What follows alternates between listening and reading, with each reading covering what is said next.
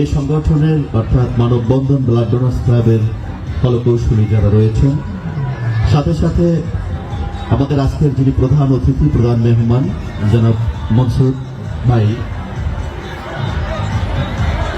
তিনি অবশ্যই আমি এতটুকু সময়ের মধ্যে যতটুকু বুঝেছি উনি খুব সংগঠন প্রেমী এবং মানুষের ভালোবাসার দাবিদার।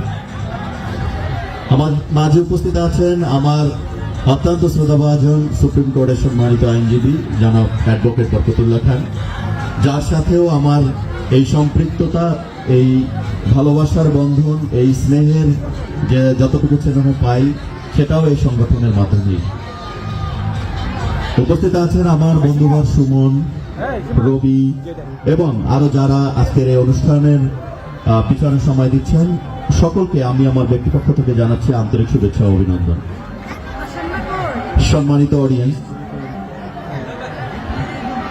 আমি আসলে বক্তব্য দেওয়ার মতো আমার ন্যূনতম যোগ্যতা নেই, তারপরেও এই অনুষ্ঠানে আমাকে যে বিশেষ অতিথি করা হয়েছে, আমি সেই বিষয়টা কি আপনাদের মাঝে একটু তুলে ধরতে চাই। এরকম একটা স্বেচ্ছাসেবী সংগঠনের বিশেষ অতিথি হওয়ার মতো একটা যোগ্যতার প্রয়োজন, কিন্তু আমি জানি না কোন যোগ্যতার প্যারামিটারে, কোন যোগ্যতার মেজারমেন্টে, কোয়ালিটিতে আমি আজকে এখানে তাদের গণনার মধ্যে পড়েছি। তো আমি ধন্যবাদ জানাই গোবিন্দ দাকে আজকে আমাকে এই সুযোগ করে দেওয়ার জন্য। ধন্যবাদ জানাচ্ছি আজকের এই যিনি অনুষ্ঠান পরিচালনা করছেন আমার কলিগ জনাব গিয়াসউদ্দিনকে। তো আমি আসলে একটি স্বল্প কথার মধ্যে বলবো, স্বেচ্ছাসেবীরা যারা স্বেচ্ছাসেবী লিড দেয়, স্বেচ্ছাসেবী লিডারশিপ, তারা আপনার কাছে কখনো কিছু আশাবাদ ব্যক্ত করে না। আমি জাস্ট একটা মেসেজ দেব, আপনি যদি আপনার সন্তানকে একজন মানবিক লিডার হিসাবে ভবিষ্যৎ প্রজন্মের কাছে দেখতে চান, আপনার সন্তানকে একজন মানবিক সন্তান হিসেবে দেখতে চান, তাহলে আমি বলবো আপনার সন্তানকে একটি আদর্শবান সংগঠনের সাথে আপনাকে পরিচিতি করে দিতে হবে।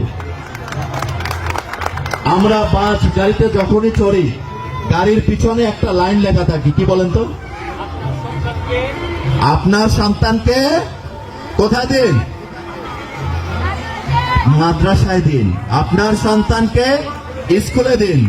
আমি বলতে চাই, আপনার সন্তানকে একটি আদর্শবান সন্তান হিসেবে যদি দেখতে চান, একটি লিডারশিপ অবস্থানে যদি দেখতে চান, আপনার সন্তানকে যদি মানবিক হিসেবে দেখতে চান, আপনার সন্তানকে যদি যখন আপনি বার্ধক্য জীবনে চলে যাবেন তখন যদি দেখতে চান আপনার পাশে, আপনার সন্তানকে নিশ্চয়ই আপনার সন্তানকে একটি মানবিক সংগঠনের সাথে সম্পৃক্ত করে দিতে হবে। সম্মানিত উপস্থিতি, যে হাত বেয়ারিশের জন্য ছুটে যায়, যে হাত রাস্তায় পড়ে থাকা অনাথ বাচ্চাদের জন্য চলে যায়, যে হাত রক্তের সম্পর্ক না থাকাকালীন অবস্থায়ও একটা ডেলিভারি মায়ের রক্তের জন্য ছুটে যায়, যে হাত তার মুমূর্ষ অবস্থার জন্য চলে যায়, রাত বিরাতে ছুটে যায়, সেই হাত কখনো নিজের মাকে অস্বীকার করবে না, সেই হাত কখনো নিজের বাবাকে অস্বীকার করবে না। সেই হাত সর্বোপরি, আপনি যদি আপনার বার্ধক্য জীবনে আপনার সন্তানের ভালোবাসা পেতে চান, সন্তানের পাশাপাশি থাকতে চান, নিশ্চয়ই আপনার সন্তানকে একটি মানবিক স্বেচ্ছাসেবী সংগঠনের সাথে সম্পৃক্ত করে দিবেন।